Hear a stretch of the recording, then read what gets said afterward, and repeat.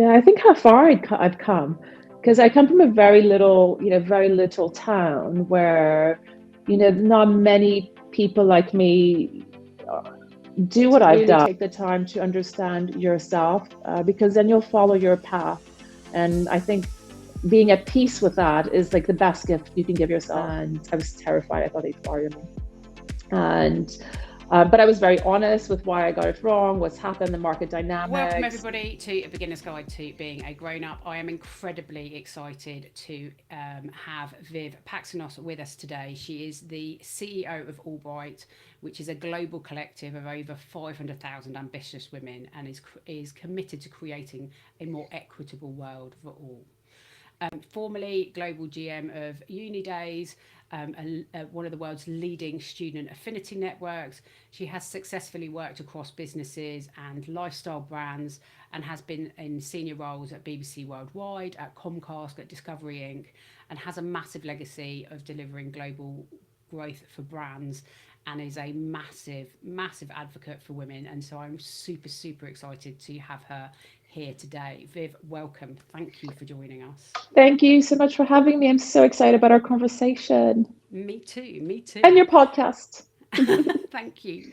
And I'm really interested about your journey. So obviously you've worked and lived in different places in the world, and I just tell me a little bit about your journey into adulthood and kind of how it's brought you to being the CEO at Albright. Sure. So I grew up, I was born and raised in Montreal, Canada. So first generation Greek. So that's where I grew up, into a Greek community surrounded by mostly just Greek people. And I, what influenced my journey, or who influenced my journey a lot, is my dad. So my dad was 13. He left his village in Greece, to go move in Lefkada, the island where he's from, and he went to move to Athens because he just wanted to do something different, and he wanted more. And that's just 13 years old, right? Wow. And so his family were all farmers, and he didn't see that being his future. And when a shopkeeper or a family member in Athens was looking for an assistant and somebody to help around the shop, my dad put his hand up and said, "I'll move to Athens and I'll go to school and I'll work." And so he did that, and then was going to school at the same time, and put himself through education, and then moved to Canada. So I think I have a lot of my father in me, although he might not like it because I moved away from Canada, but I followed the same pattern. So when I turned actually 18, to like almost a few like weeks after I turned 18, I moved out of the house. I was living in a beautiful suburb surrounded by like the most amazing Greek community, but there was something inside me, and I never know how to articulate. I wanted to do more and see more, and wanted a different life, and the life that everyone around me, I was saying, was they grew up in this community, married within this community, lived within that community, and didn't do anything else. And that's okay, but I think I had a different calling. And I said I wanted to live on my own. I wanted to live in the center of town. I wanted to be around different people. I wanted to learn, and I wanted to go to school, in the downtown area. So I took my bags and moved out. My dad didn't talk to me for about 2 months. So he was really upset, which was heartbreaking. Still helpful, but it wasn't the same relationship. He was just, Mm. he was a little bit, disappointed that I left home so early because, of course, that generation, everything they do is to give their kids a Mm. better life. So when at 18, I take my bag and I move out, I think he was quite disappointed Yeah. at that time. So I moved out, and lived with friends, and studied and worked at the same time. So I wanted to put myself through education. So I was working a couple of jobs while I studied as well. And I think what I learned from my parents was that work ethic, and you get as much out of life as what you put in. So that is really, when I reflect, and I didn't really think about that until I became an adult, or had more success in my career, that they really taught me the importance of grit, Mm. and they were really hardworking. and it's still hardworking. I paid for my uni, all of that, studied, and then when I finished university, I packed a hockey bag and moved to Europe without not knowing anybody. Actually, I had a friend that had a friend in London, and I thought I'm going to go travel around Europe. I actually ended up 3 months in Mykonos for the summer, but that was part of the plan. But that was like before, proper adulthood. I just had fun working there in the summer, and then Absolutely. decided I'm going to go live in London and base myself in London, and just started from scratch and build my career there.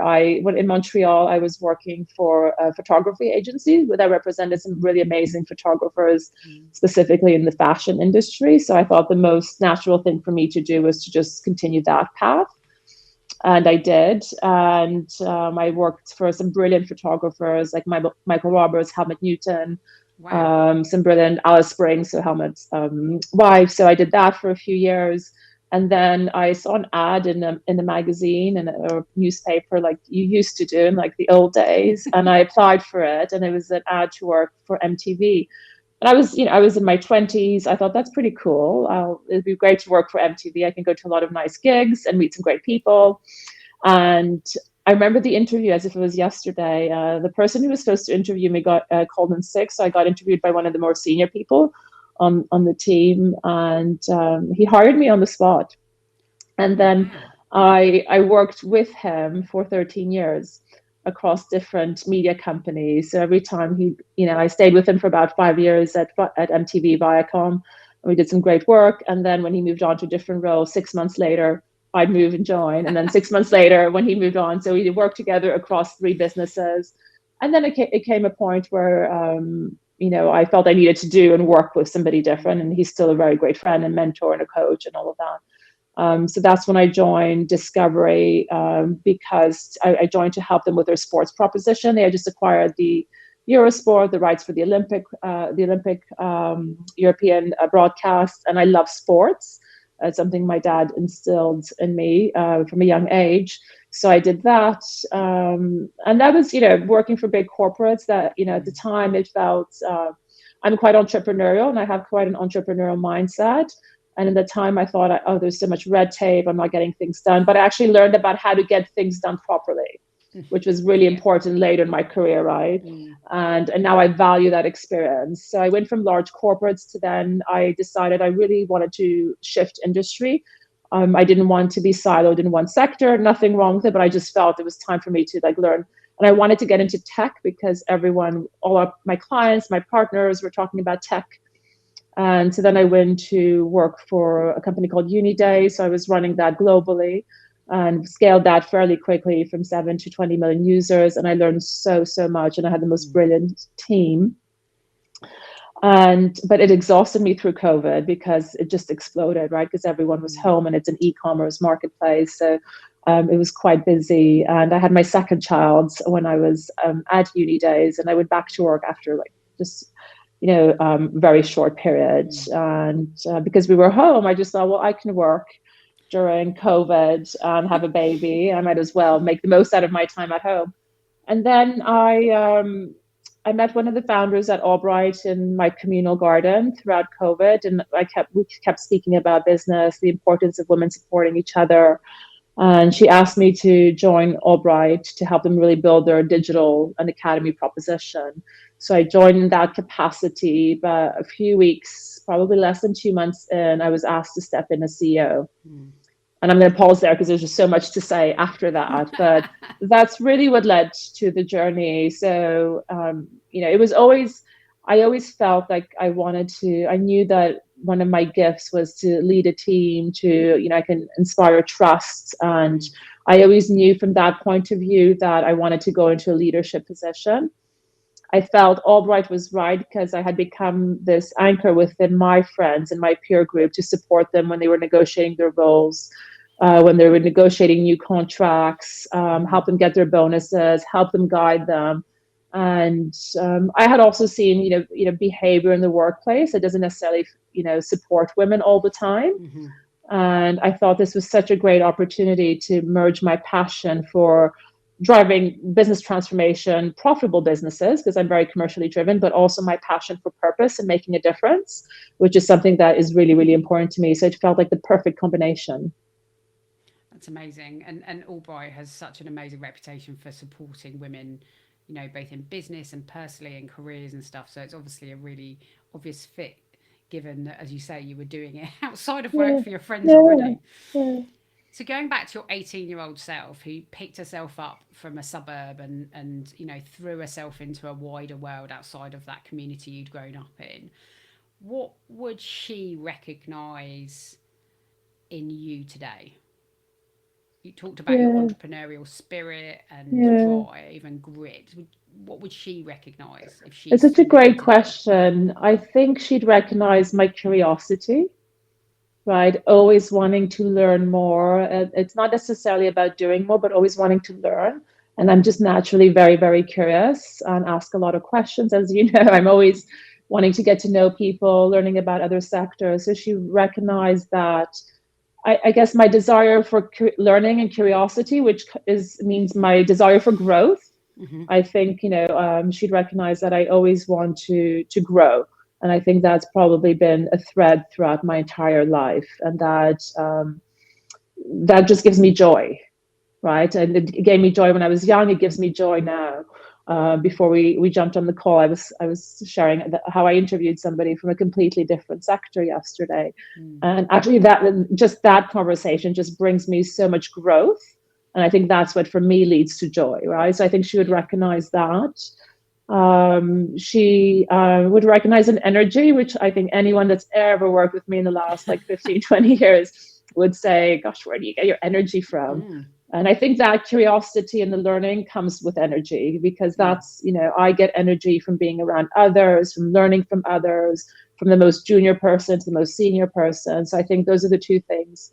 I think, and that constant growth mindset are the three things that Yeah. I think she'd recognize. Yeah. And what would she be amazed by? Like if she met you today, what Yeah. would she be like? Oh my god. Yeah, I think how far I've come, because I come from a very little town where, not many people like me do what I've done. Not many people pick up their bag, and it's your life is almost predetermined in a way that, Yeah. okay, you will get married, you'll get your house, the white picket fence, you'll have the Mm. kids right away. I wait to have kids later. It's so I think it's amazed at how I created my own path, right? And I Yeah. didn't conform. Again, it's not that there's anything wrong, but just I guess that I kind of answered that calling, something that was that fire in my belly that said, "Oh, you're meant to do something different." Yeah. Because it's easy to do what everyone else does, right? I probably could have had a bigger house, had a more calm life, had a very had kids Yeah. earlier, and all of that, but it just wasn't right for me. And Yeah. to follow that path, I think takes a lot of courage. Yeah, and it sounds like you'd started that. Your 18-year-old self have already kind of started on that path. But I think, genuinely, I think all of us would be amazed that our 18-year-old selves would be amazed at where we've managed to get to and the twists and turns of our lives as we get there, right? Yeah, Um, absolutely. because you didn't plan Excuse me. most of it. Yeah. So, so talking about that kind of that journey you came through, what what are the biggest struggles that you've dealt with, and that grit piece probably comes in here over the years that have kind of made you who you are today? Yeah, I think I probably there's a few things I always struggle, and I know if it's a big struggle, but I've always struggled being away from family because I'm so grounded Yeah, and rooted in family tradition, and that is a guilt. People, a lot of mothers talk about mother's guilt, which I don't have, strangely, and annoys most mothers because I'm like, well, but what I do have is a guilt from being around my family, hmm, my especially my parents, right? So I think that's yeah, something that I constantly battle with internally. So I think that's probably makes me also drives me to make sure that the life I'm doing is worthwhile, is yeah, positive. I'm making a difference, and I think that's probably the biggest guilt that I have is being away from my parents. because that's how you grow up. That's the culture, that Mediterranean culture that is seen in so many other cultures around the world, and that grounding and anchor is really important for me. So I think that's that's really shaped who I am, and I try to instill that in my children. They see their grandparents and their family probably every 3 to 4 months, which is really tricky when you live in different continents. But I make sure they do. I think there's been, career struggles, which, are not unique to me, but everyone goes through them. I've been made redundant from roles that I've loved. I've had difficulties with, line managers and bosses that completely threw me off and destabilized me in ways that, I've had a line manager that was just didn't think I was right for my role after even performing so well, and was telling everyone this and was really, really hard on me. And that's heartbreaking, right? Because you're like, look at the data, and just sometimes you don't get along with people, or somebody has a specific, agenda against you. And that was probably one of the moments in my career that threw me off the most.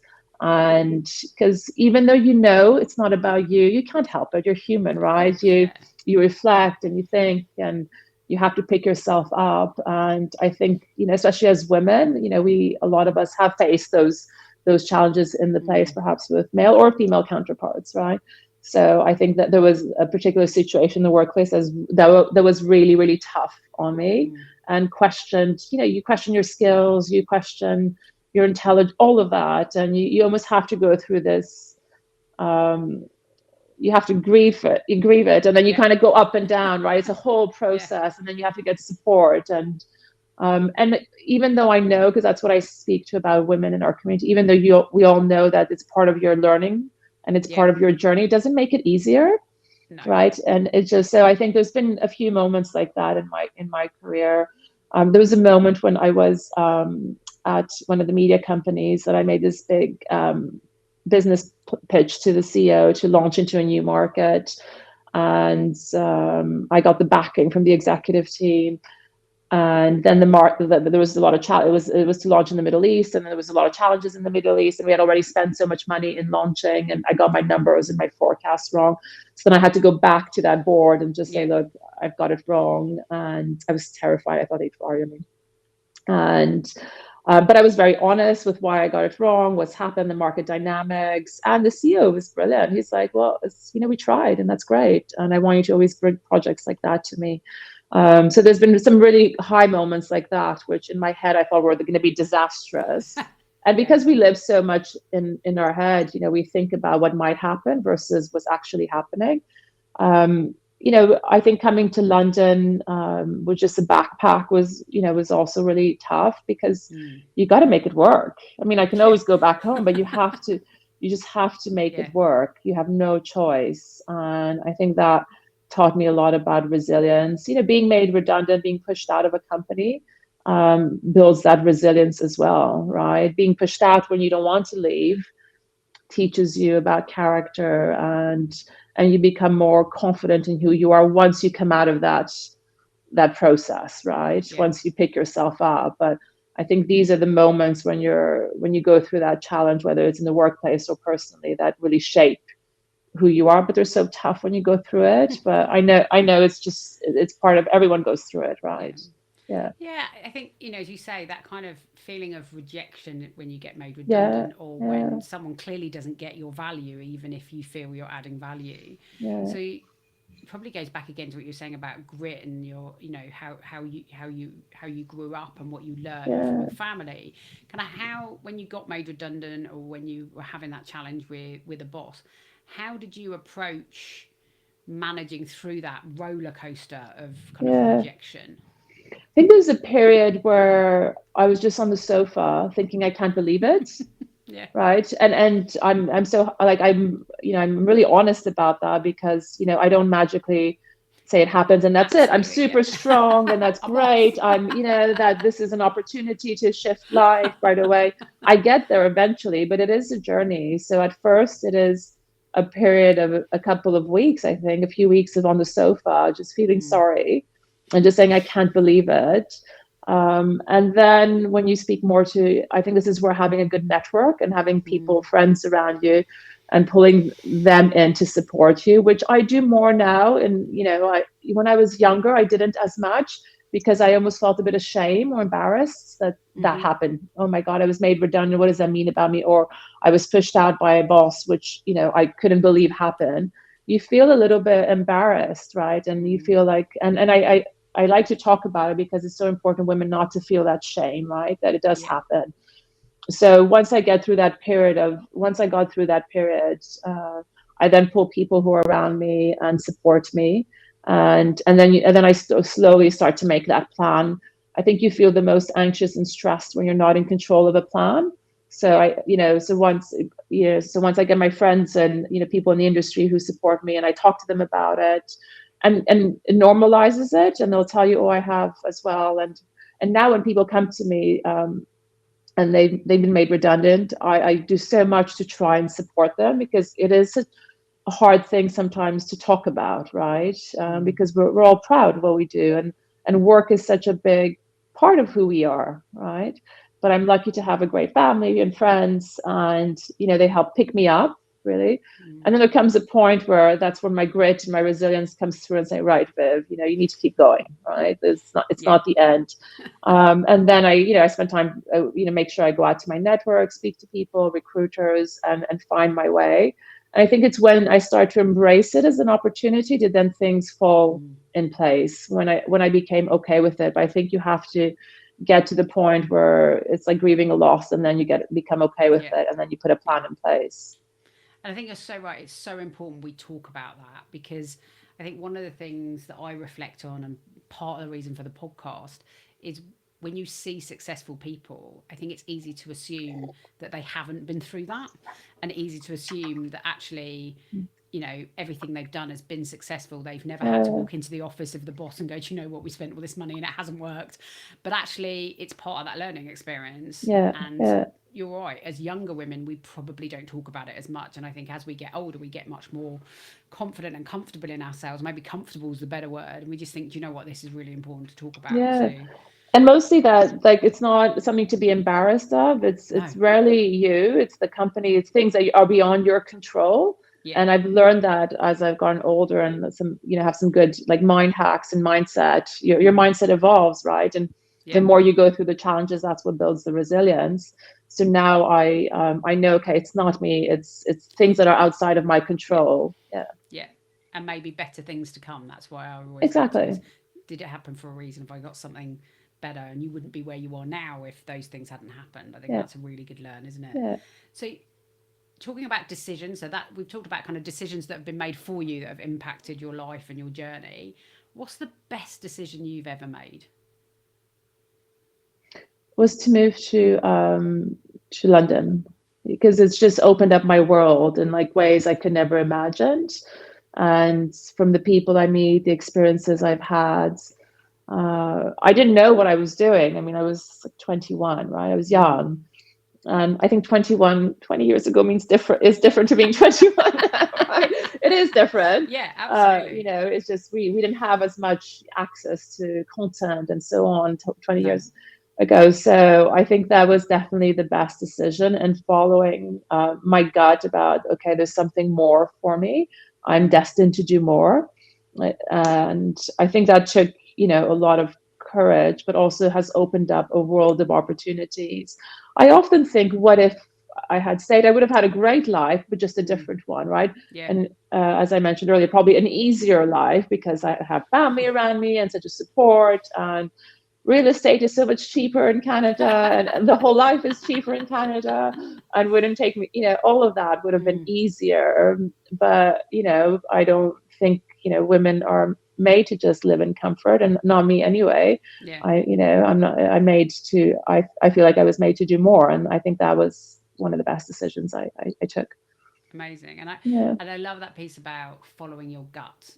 I think sometimes we just know. Sometimes you just know, and you Yeah. have to explore it to see where it takes Yeah. you. And obviously, it's taking you to amazing I mean, it's places. such an interesting concept because I think, we often say you need to just listen to the data, but your gut is data, right? It brings together all the experiences you've had. Even if I was Mm. young, it brings something. It brings Yeah. experience, learnings I had from my parents. I talked about my dad, but my mom left when she was young. She was Mm. only 18 when she left Greece to move to Montreal, where she met my father. Mm. And, she had a really tough upbringing from being a Spartan woman and being the eldest in the family. She didn't have the opportunity to go to school to do any of that. She had to look after her Wow. siblings, right? Yeah. And she still got to Montreal and was an entrepreneur, is an entrepreneur, and made and created Mm. her own business. So I think the gut is pulling together the lessons and the data Yeah. I have from people around me and saying, well, actually, this is your path as well, right? Yeah. It's that subconscious stuff we get over our lives that kind of helps form who Yeah. we are, really, isn't And you it? don't actually think about it until people ask you the question, Yeah, right? And you absolutely. Yeah. reflect. Yeah. Yeah, yeah. Yeah. And it's just part of your story. So I think that kind of gut, that kind of pieces of kind of having a feeling is a really important one alongside the data. We also get given lots of advice over our careers as well. Mm. Some we want, some we don't. Some's great advice, some's terrible advice. What is and some we is great advice. We don't listen to it. What's the best piece of advice you've ever been given that you didn't listen to? Yeah. It's interesting about getting advice in your career because I will crowdsource advice Mm. and then I always make my own decision afterwards, right? Because I think there's um and sometimes that's hard. So but that doesn't answer your question. I'm trying to get away from your question because I don't know how to answer it. I'm buying myself time. So what's the best advice I received that I did not follow? Um I don't know. I mean, I did receive some advice about, when I was going through a challenge to just, work through it and not leave. And, it's just part of the workplace and you just need to get on with it. And I did not follow that. I don't know if it's the best advice. I mean, it's Mm. great advice in the sense that we all go Yeah. through challenges and Yeah. adversity in the workplace. So you just Yeah. have to work through it, right? And I will give that advice now. I always say, don't run away from something, but run to an opportunity, right? And I'm big on just working through the challenge. So that was probably really good advice. I did not follow it. I thought, this is really too difficult. I'm Hmm. going to go and do something else. And in hindsight, if I had like a support network that I had now, so this was in my younger days, I didn't have Yeah. that female network, right? Hmm. I didn't have that mentorship or the sisterhood we do now and rely on Yeah. women to support me. I probably would have been somewhere more senior in the organization, right? In a big corporate, because you have to Mm. be there for a very long time to rise.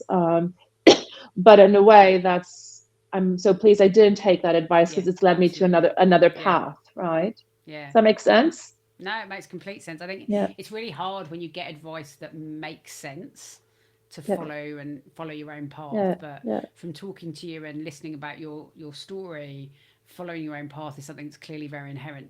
As you said, yeah, take yeah, take a wealth of advice from other people and then make your own decision. yeah. So I I think mean, I that's really remember being useful. told by my somebody that was very close to me that I trusted, just don't go, just stay, just work through it. And I was like, fuck, oh, sorry, I don't know if I can swear. I thought, fuck it. I'm just gonna go, right? I'm just gonna go. We'll put a little You explicit put on a you. blip Fine. over it. Sorry.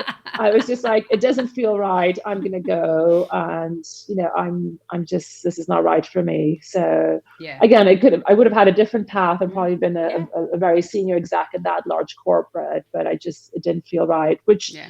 in a way, there's no, I've come to. I find a lot of comfort in knowing that every decision is the right decision at that time, right? And I don't really have any regrets. I try not to overthink decisions I've made because it's led to something else in my life. Yeah. No, I'm with you on that. I think everything we've experienced in life is taking us to this point. So anything that we would have changed wouldn't make us who we Yeah. are today. And doesn't mean I don't fail at stuff. I fail at projects, I fail at initiatives, but that's okay. Yeah. the big decisions in terms of career and where I go, I always feel there's a reason why we make it. Yeah. Yeah.